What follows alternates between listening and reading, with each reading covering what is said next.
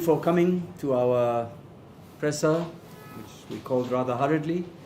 With me at this press conference is my client, Sarah Wairimu Tob Cohen, and my colleague Bob Otieno.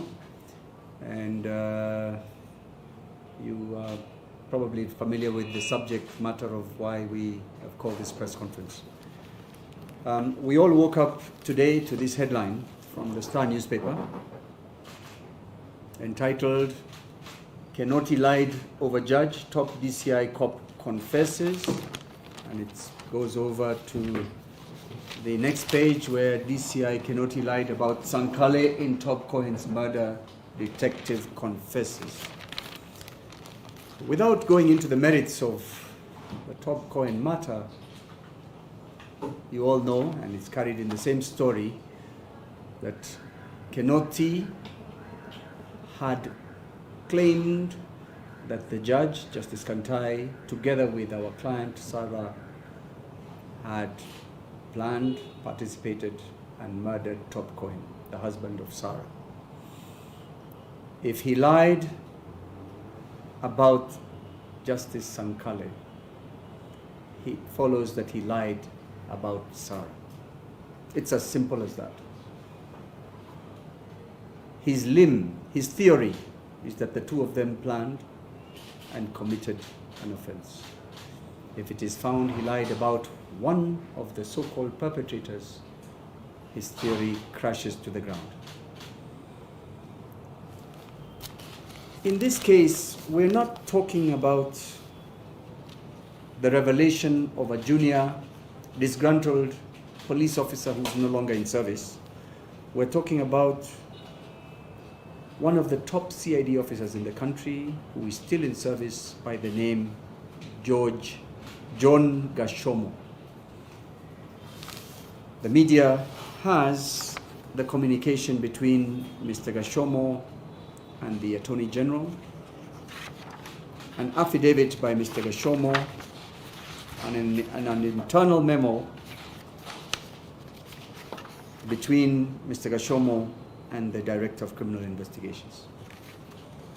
In his affidavit, which I shall supply to those of you who haven't seen it, Mr. Gashomo at paragraph 7 and 8 says, with reference to a very long 77-page affidavit he had sworn against Justice Kantai, the Director of Public Prosecutions, he says, "I can confirm the contents of the affidavit dated 27th day of September are neither based on facts nor documents filed from the file held in my office."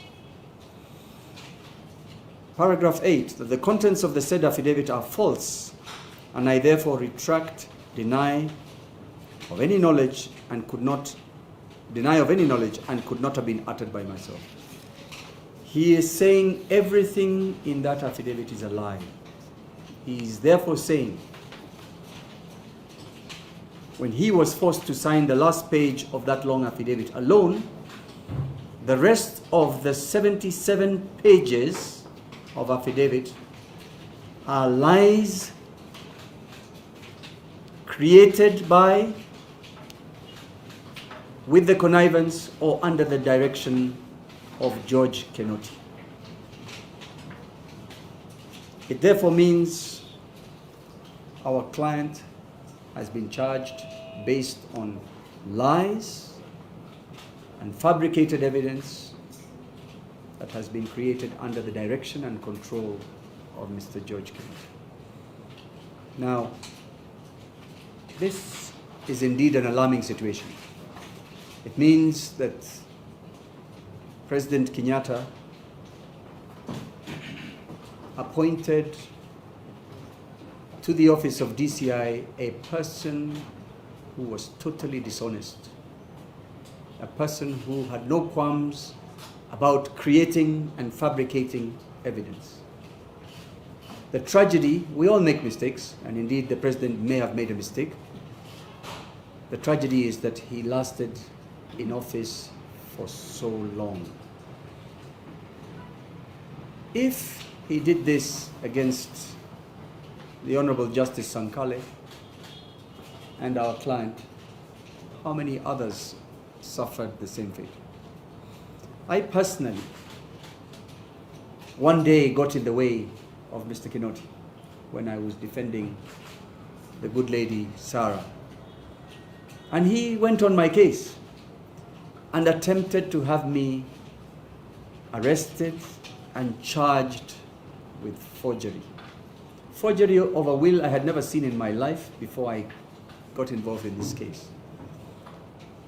When the DPP stopped him, he went off on a flying rage in writing that he was being stopped from doing what he considered in the best interest of the case. So what I'm saying is, by the time Kinoti left office, I think he was totally unhinged, he was out of control, he was obsessive, and he was injuring the public good. He was no longer acting in the interest of the administration of justice, but pursuing personal vendetta, personal goals, and sometimes for clear benefit to himself. In this case of Ms. Kamodo, there is a property that is the jointly owned matrimonial property of both Tobs and Sarah. Mr. Kinoti has single-handedly maintained possession and control of that property from September, perhaps late August 2019.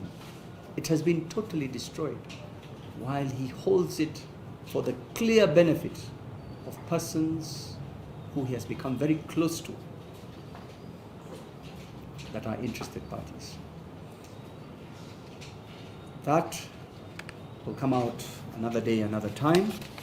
On our part, the defense team of Ms. Cohen, on the 13th of October 2022, we addressed a letter to the DPP, a copy of which I am going to give you, referring to the criminal case she is facing and one of the applications that are now in the Court of Appeal.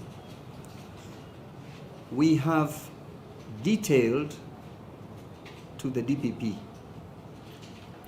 at least 4 letters we wrote to him and the IG at the time, complaining about the skewed nature of the investigations, the fabrication of evidence, and even the withholding of evidence to enable Ms. Kamodo Cohen prepare her defense. We have always, in those letters, asked for fresh, independent investigations. In one letter, dated 20th June 2020, the DPP had suggested to the IG in a letter that he intended to recommend the initiation of an invitation of appropriate foreign investigative agencies to assist in the matter of conducting joint investigations together with officers of the National Police Force. We publicly, and it was once again reported through the Star newspaper, thank you, in one of their stories in the paper dated 11th of October 2021, that we welcomed that initiative. Nothing came of it. As matters stand, I give you a quick narration. Sarah was arrested. Her nightmare began on the 28th of August 2019 when she was arrested without charge. She was held in custody for 15 days through orders obtained through falsehoods by DCI officers. On the 12th of September 2019, while Nuruddin Haji, the DPP, was out of the country, somehow, the DCI was able to procure the charging of our client with the offense of murder through 2 officers of the DPP, one Catherine Mwaniki and one Nicholas Mutuku. And for those of you who have covered court proceedings, a charge sheet is preferred, and at the back of the charge sheet it is indicated that the evidence is attached. Despite this indication on the information dated 12th September 2019, not a shred, not a scrap of evidence was availed to our client or the defense team in court. What then happened was a circus in court, delay in every step. It took months before any evidence was availed. And when George Kinoti was on his last legs, in other words, he had been given his last chance to produce evidence or have Sarah released, he came up with the now infamous theory that a judge was involved. And from then on, a new circus that the DPP is refusing to charge a judge, and that's what is delaying the case. We are aware